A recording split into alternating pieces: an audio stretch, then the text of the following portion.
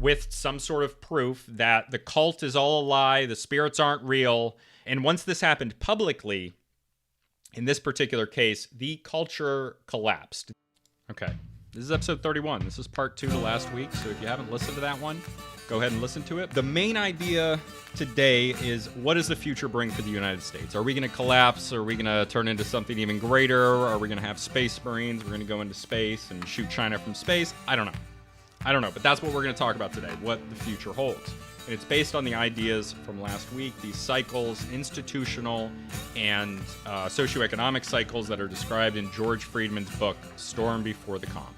I'm Sam, and this is the Illegitimate Scholar Podcast, the weekly cultural anthropology and history podcast that tries to make sense of our senseless world through indigenous and historical examples, academic methods, and social science in a perspective not limited by the crushing restrictions that come with traditional academia and public schools. So last week we talked about institutional cycles and socioeconomic cycles. These institutional cycles, they last about 80 years in the United States. Okay, so these are the big ones. The first one was from 1787, and it lasted until 1865, that year being the end of the Civil War. So this is the first cycle in America, and it has this crisis that the central government isn't strong enough. So 1865, of course, they'd fought this war to keep the Union together, and they do that. They create a stronger federal government, which sucks if you're someone like me that really values state power. But this was important for the United States to join the modern world and not be fighting amongst itself. It's possible that America could have ended up more like Latin America. It didn't for a number of reasons that I'm sure we'll go into on this podcast at some point. Specifically that, you're better off being colonized by the English than the Spanish in almost all cases. And there's a difference between when people come in where there's already masses of people living there. It's like Mexicans a lot of them are largely indigenous, whereas that's not true of Native Americans in the United States. So then there's 1865 to 1945, and that ends, it had already started ending, but that ends the isolationist United States staying in the Western Hemisphere. They started venturing out to like the Pacific near the end of that, but after 1945, it's on. We got the new institution. This is it's very complicated. We're going to talk about that one in depth today. But so 1865 to 1945, that's the second one. End of World War II is when it ends. And then the new institutional cycle, the third one, starts in 1945. And that's the one that's coming to a close soon. Okay, socioeconomic cycles. I'm not going to say all of them, but they have a core technology usually, like electricity and the internal combustion engine for the one in the late 1800s. That comes with it societal upheaval. In the modern era, it was microchips, and administration can be a technology as well. It doesn't have to be a physical technology. It can just be like what we're going to go into with Reaganism in the 80s. Comes with changing immigrant groups. Different types of immigrants come at different times. And what class has power? Aristocrats lost power with Jackson coming in. That was the new Jackson cycle that replaced the old cycle. The industrial class during the Gilded Age, that was the robber barons, like the Rockefellers, that gained all this power, and then they had all the money. And after that, there was a lot of redistribution that happens, and we're going to go into that in a moment, because that happens after 1945. But today, because the socioeconomic cycle is also coming to a close, in not today, not April 26th, but actually like this day and age, our socioeconomic cycle is coming to a close as well. And the important thing is that this is the first time in history that both of the cycles come to a close at the same time. Once any sort of power is in place, it's hard to get rid of it. Once somebody is entrenched in an idea, this could be an academic idea where a professor sticks to an idea even though it's proven wrong. It could be somebody dedicated their life to a job that's now defunct and irrelevant. What are they supposed to do now? Are they supposed to learn a new trade? Learn to code or learn to weld? Okay, it's that type of thing. Like, people live their lives a certain way, and they make choices based on how it is. And sometimes the way that it is, in whatever specific situation it is, that situation changes. And those people are going to fight to keep their power. It always happens. And this isn't just governments that are in literal power. It's also companies. It's also individual people who have a certain skill set. If you ask people what their jobs were 50 years ago, a lot of them would just be irrelevant today. And sometimes they can't move into a new field without starting at the bottom, depending on what exactly it is. Like, you can move from being a manager of a GameStop to being a manager of a grocery store, but you can't move from being somebody that rides a horse-drawn carriage, that drives a horse-drawn carriage, to being a cab driver as easily. It's a different skill set, even though that job replaced it. So a lot of times these things get bloated. We can't get rid of the tax code in the U.S. because of all the accountants that would lose their job. We can't get rid of the insurance, the medical insurance in the U.S. because the insurance industry lobbies the government. It's things like that. But the third institutional cycle, 1945 today. Here's how Friedman describes it. The idea that emerged from both the New Deal and World War II was that a state managed by experts, dedicated to solutions without an ideology, would do for the country what it did for the war. It would breed success. But of course, this became a principle, and the principle became a belief, and the belief became an ideology. The ideology created a class who felt entitled to govern and who were believed to be suitable to govern. So this is what's talking about as these ideas mature. So after 1945, this is like the time of managers. Like, and this did increase efficiency in a lot of ways after 1945. This is like the most powerful the US ever was. And, since then it's been declining mostly, besides it coming back when the Soviet Union falls, where we were better by default. But I often bring up that our cabinets, for the last 50 years, so after this cycle became kind of entrenched and was in its golden era going into the 70s and 80s and 90s, Ivy League plus graduates, so that's Ivy League and then other elite schools like them, they're huge in presidential cabinets. Like, more than 50% of every president's cabinet since Jimmy Carter, except for H.W. Bush, who was 46%. That's a thing in this cycle. That is one of the characteristics of this cycle. This is also where the military-industrial complex comes from. Remember, it was Eisenhower who became president in, I think, he might have been right after Roosevelt, or the 1950s. He talked about the military-industrial complex because the military-industrial complex was created when all of this industry was created for World War II. But at that point, these factories were so specialized, unlike factories of the 19th century, that they could not be converted as easily to doing something else. So they continued to produce weapons. And that meant that the military-industrial complex, which I like to call as well the scientific military-industrial complex, who created the nukes, it was scientists, and science. Trust the science. Trust that it will turn a bunch of Japanese people into dust. I'm not glorifying that. That's a terrifying thing. So all of this industry is created, and these people will protect their power. And what that means today is wars for profit. And that doesn't necessarily mean that war, which is a destructive force in itself, will create profit. But it does mean profit for certain people in that industry that will lobby for certain things to happen, and their friends. So this age, Friedman uses the word technocracy. These are the experts, the Ivy League plus experts, that are becoming extremely and increasingly detached from everyday life. It's why you go on Twitter or you go on the news and you see the way that the head of governments, the head of corporations talk. They're just detached from regular everyday people, regardless of what those everyday people's beliefs are. I mean, they're often more in line with liberal people, but in a lot of important ways, they're not like them. Even though a lot of the liberals like to think that they're these type of people. It's why they worship NPR, hate liberals. Yeah, so the technocracy, they know best. I don't hate liberals. I don't hate them all. I hate some liberals, I hate some conservatives. So they lead these institutions. The technocrats, the people who got the experience, the social institutions gave them experience. And to me, there is an element of religiosity here of this. It feels like the divine right of kings. They were chosen to lead social institutions, public institutions, based on standards that those public and private elite institutions want to attract. And they were chosen by individuals. Okay, and the methods for choosing those individuals were created by human beings. And I don't see this as very different from the clergy. Okay, because the clergy, they set standards for who they choose to be involved in the clergy. And I'm talking about clergy when it was very powerful in the Middle Ages, like the Catholic Church. Okay, those people, they say they're chosen by God, and God speaks through them, and they are telling the word of God.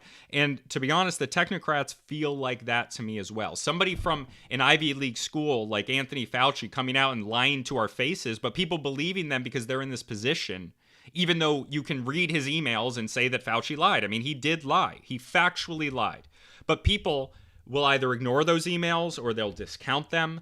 And I've had so many conversations with people that I respect that it doesn't make any sense. And it's because there is a religious attitude given towards these technocrats. Okay, especially in a godless society.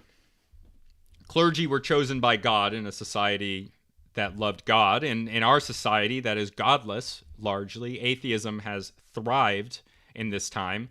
People are going to seek something like that. All human civilization has had.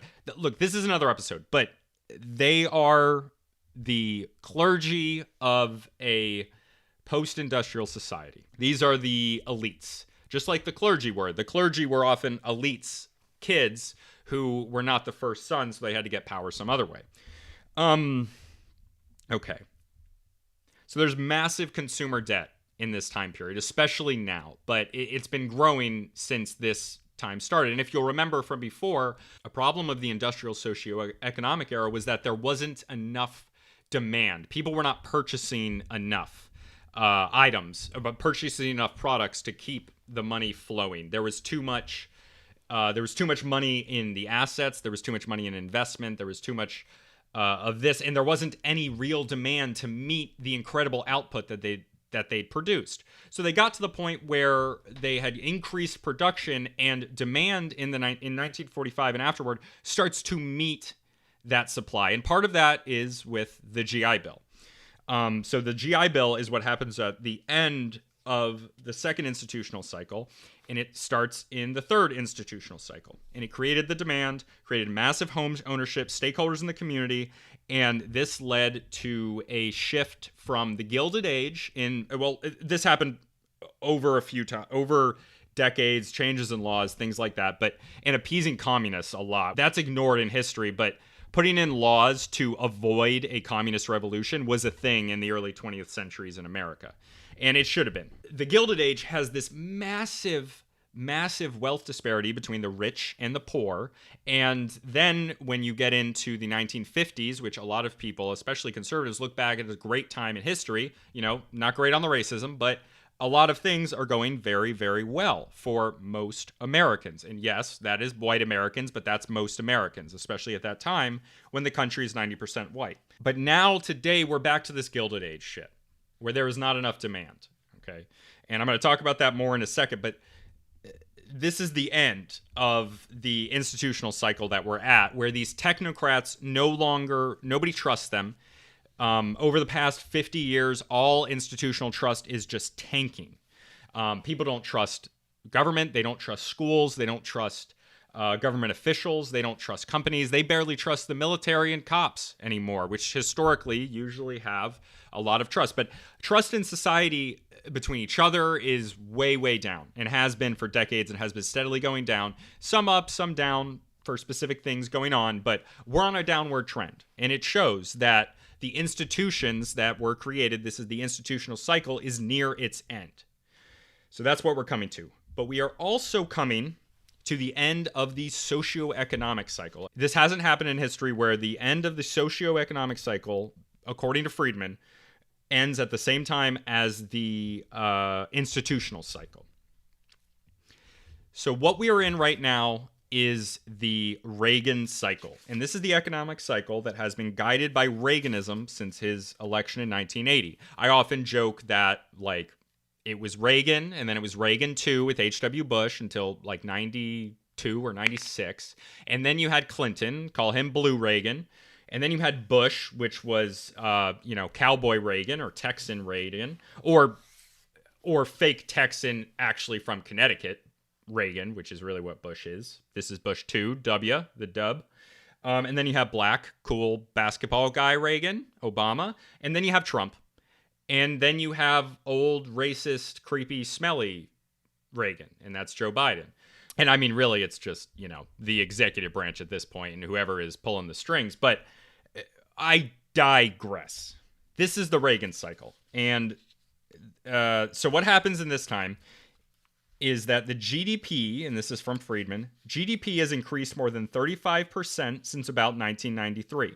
Median household income has increased little over 5% during that time, but in real terms has declined since 1998.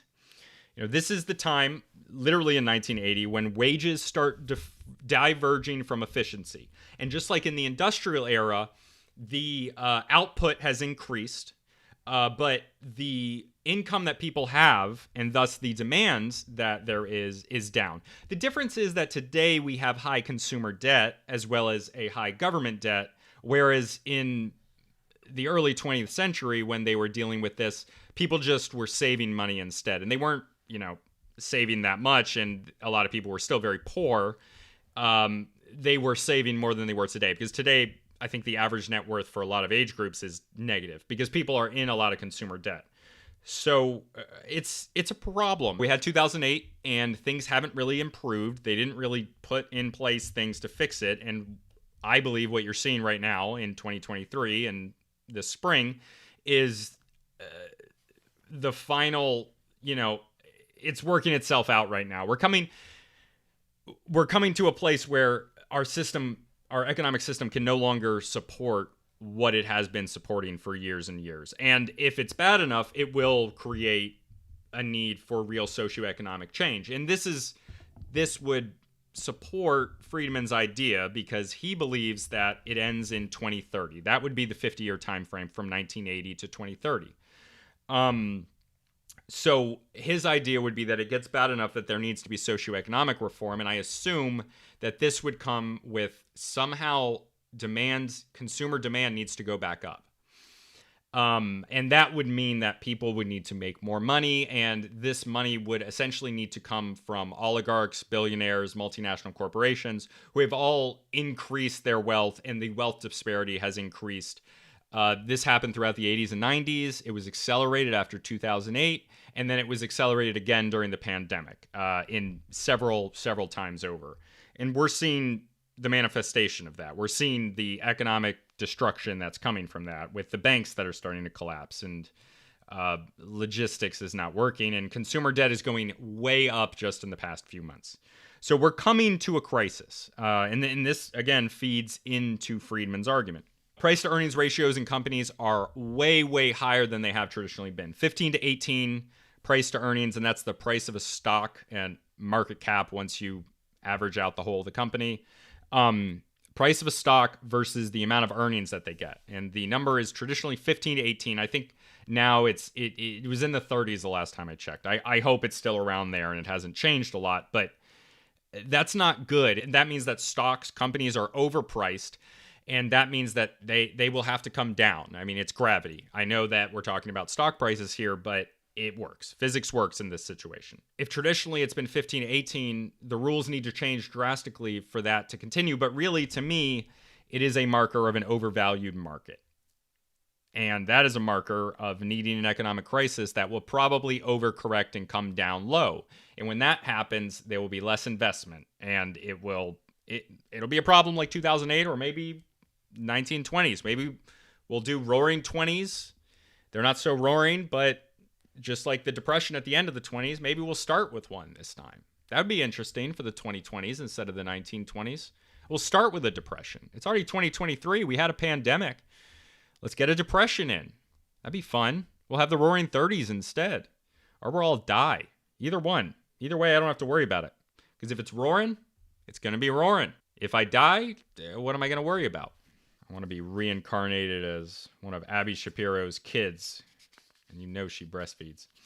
So today's like the Gilded Age, socioeconomically. It's like the Gilded Age. There's huge disparities in... So today is like the Gilded Age. We have massive wealth inequality, which even if you don't care from a moral perspective, which I'm not arguing this from a moral perspective, I believe, just so everyone knows, I believe it's a moral imperative because relativity matters for humans. It really too much inequality. Some inequality is good because people need incentive, but too much inequality, which is what we have right now, both globally and in America, in the United States, is not good for society as a whole. And this needs reform. It needs a new government system. And then also our political institutions are just not working right. The third institutional cycle is coming to a close. The Reagan cycle is coming to a close. And this means basically mayhem. First time that they're both coming to a close at the same time. So I'm going to talk about what's going to happen now, what's maybe going to happen now. I'm not Nostradamus. I'm not Jesus. I'm not out here predicting the future. But here's a couple other times that crisis happened in a society. And I'm going to do two that you probably haven't heard, and I'm going to do one that I think I told on a podcast, but if you don't listen to that podcast, which was Good Old Boys podcast with Bog Beef and Marbleck, love those guys, that you probably haven't heard this.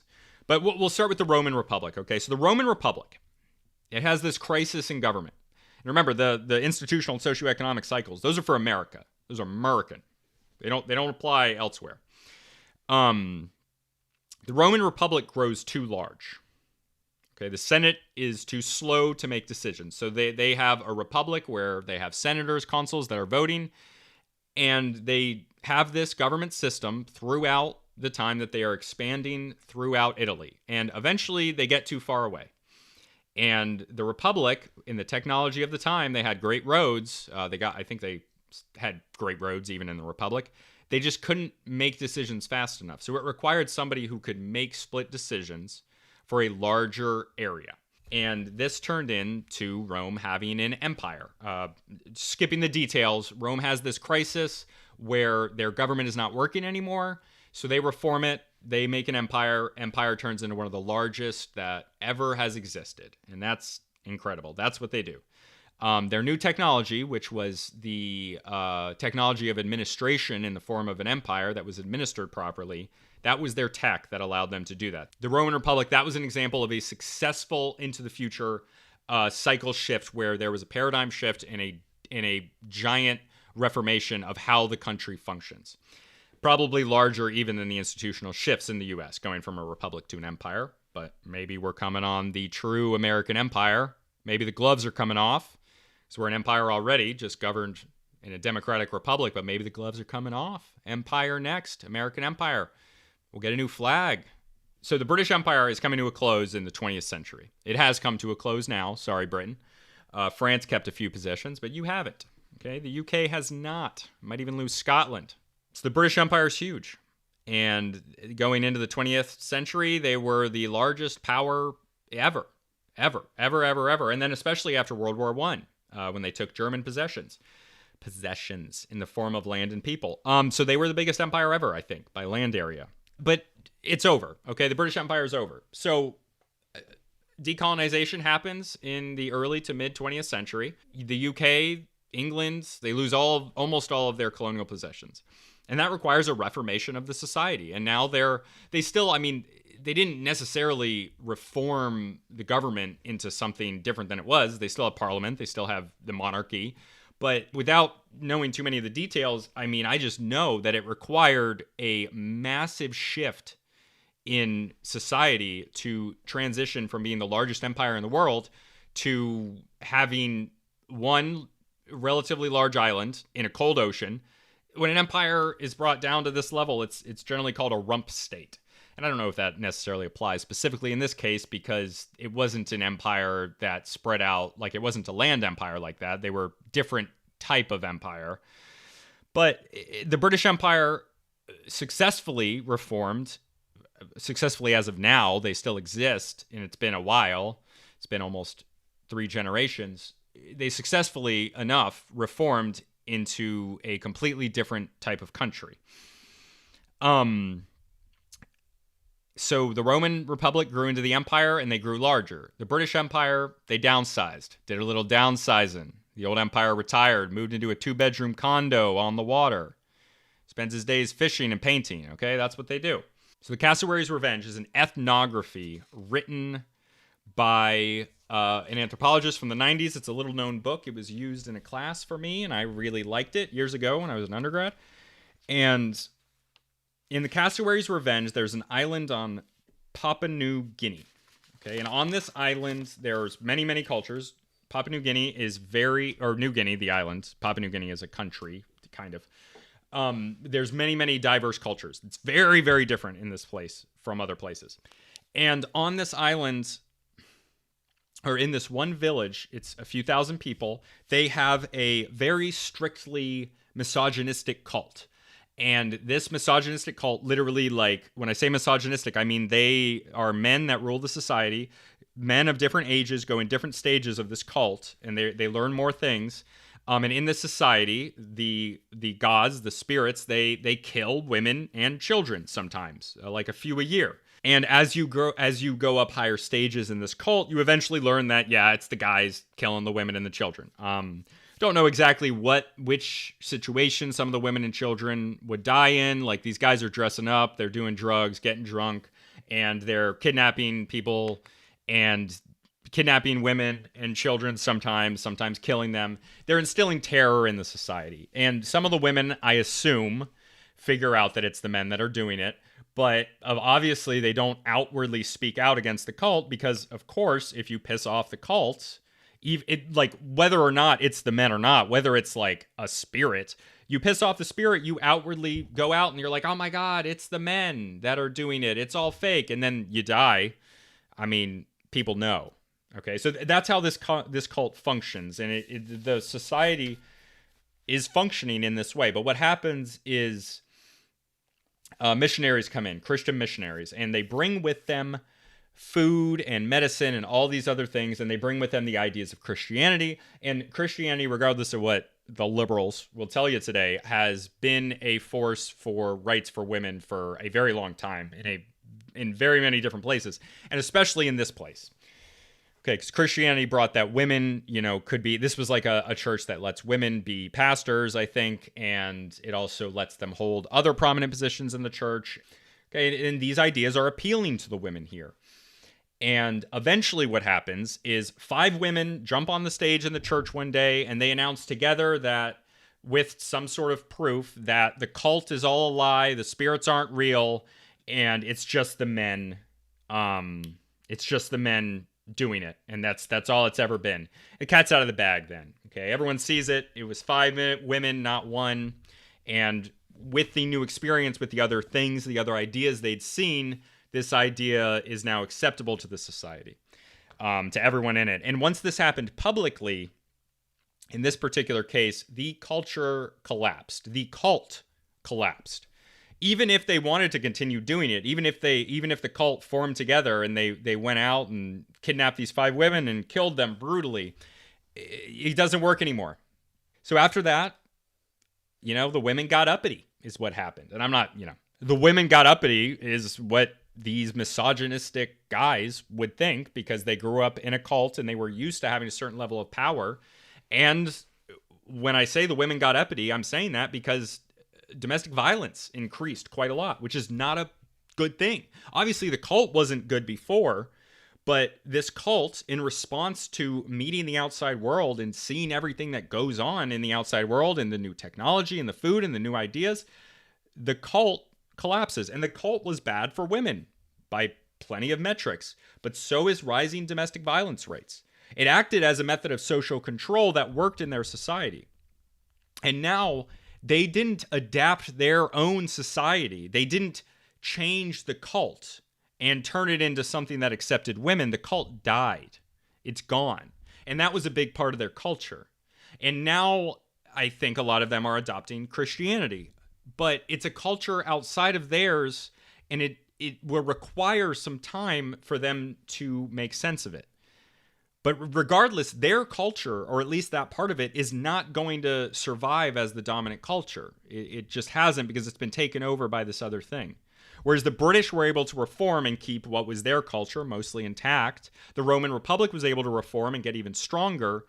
The culture of this Papuan tribe, this New Guinean tribe, it's a lot of it was gone. And you can say that culture was a misogynistic cult that didn't deserve to exist, but you'd be saying it from the perspective of somebody likely who grows up in the West, because almost all of my listeners are from the West. So if you're from the West, I mean, you've been indoctrinated which is, it is a dirty word, but that is what's happened. You've been indoctrinated with the ideas that we have of women's equality and everything, and not only women's equality, but a particular type and definition of equality. That's the idea that we have in the West, and it's not always compatible with other cultures. And when it is compatible with other cultures, for them to adopt it, it generally means replacing something else. So right now, we're in a time of crisis. I don't think I have to convince anybody of that. I hope I don't, because I'm not going to. It's a waste of time to me. We don't really know how bad it is right now.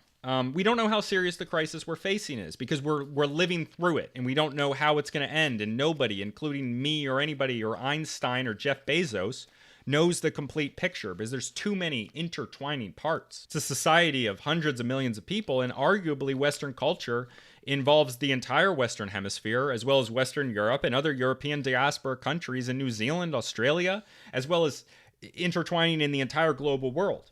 We don't know how big this crisis is, right? We just don't know. So we don't know if it's a crisis like after World War II or a crisis after the American Civil War, where we can reform and come out on top. Friedman thinks we're going to be fine. I think we're going to be fine, probably, but there is the chance that we're not going to. So we could have reform where America comes out on top and is leading into space empire or something. There's not a lot of room to go up from where we are, honestly. So I don't understand how that's going to happen. We'll see. There's another possibility of us in the United States reforming down into a weakened state like the British Empire did, or a slightly less weakened state and being on par with China. Or it's possible that China will collapse and that will propel the United States into being basically the sole power, until other powers like Nigeria, Indonesia come up. Okay. There's reasons to think that these cycle shifts will be different from those in the past. And there's reasons to think that they're not going to be different, and that we are just going to have reserve. That we are just going to have reform. But one of these reasons is that we're losing reserve currency status. That could be a whole series on its own. But that seems to be what's happening. Reserve currency, it needs to be its own episode or more, but that's a thing. If you don't know what that is, Google it. Nuclear war, it's probably not going to happen, but it seems like we're closer than ever. So America is unique. It's had periods of turmoil, but ultimately it has been on an upward trajectory for essentially all of its existence. We've never lost a war. Okay, the United States has not lost a war. And if you're like, oh, but what about Vietnam? What about 1812? Okay, those are the two examples that people bring up. What about Iraq? What about Afghanistan? Iraq, Afghanistan, Vietnam. Those were all wars that happened somewhere else. These are not like traditional wars where people are only fighting wars when they're physically next to each other. Even in the War of 1812, yeah, they burned down the White House, but that happened in 1812. The rest of the war went really well for the United States, and we met our war goal, which was to stop the impressment of sailors. One of them was. So a real loss in the War of 1812, and a real loss in really any war, would be getting taken over. The British weren't able to take over the U.S. They weren't able to fold the U.S. back into the British Empire, which they possibly could have done. It's probably too much trouble, to be honest. The colonists were just too uppity. But we didn't lose that war in the sense that Germany lost World War II and got split in half, or even how Germany lost World War I and had a crisis forced on them through damaging economic reparations that then led them into World War II. What war is forcing your will on the enemy. The Vietnamese, the British, the Iraqis, the Afghanis, the Taliban, they never forced their will on the U.S. in the context of the United States. So Americans, because of this and because of the economic growth, they have an innate sense of optimism. It is built into our very DNA as Americans. We have optimism running in our veins because we're Americans and because we've seen what's happened in the country in the last 250 years and before that, colonization. It's impossible for somebody in the face of this, from this culture, to think that it's not going to work anymore. That idea is not super popular, but it doesn't mean it's not true. It's a gambler's fallacy that your hot streak is going to continue. America has been on a hot streak for 250 years, and it might be coming to a close. And there might not be any more, economic growth, any more expansion, any more American prosperity. It might not be a thing anymore. We could be continuing into decline. Friedman could be right. And they might reform, and we might be better than ever. The middle class might come back. I hope so. I hope so. For all of my friends, everybody, I hope it goes well. But it's just as likely that this is the end of American continued growth. It's not the end of America. It could be, but it's likely not. But it's the end of just absolute year after year, only a little bit of a break growth in American prosperity. You know, I might get hit by a car tomorrow. I don't know. I might get hit by a car today. A plane could crash on my house. Just because it's unlikely to happen doesn't mean it's not possible. Everybody's got to die, and every empire has to end. What do you think? Tell me what you think in the Discord, whether you think America's going to live or America's going to die.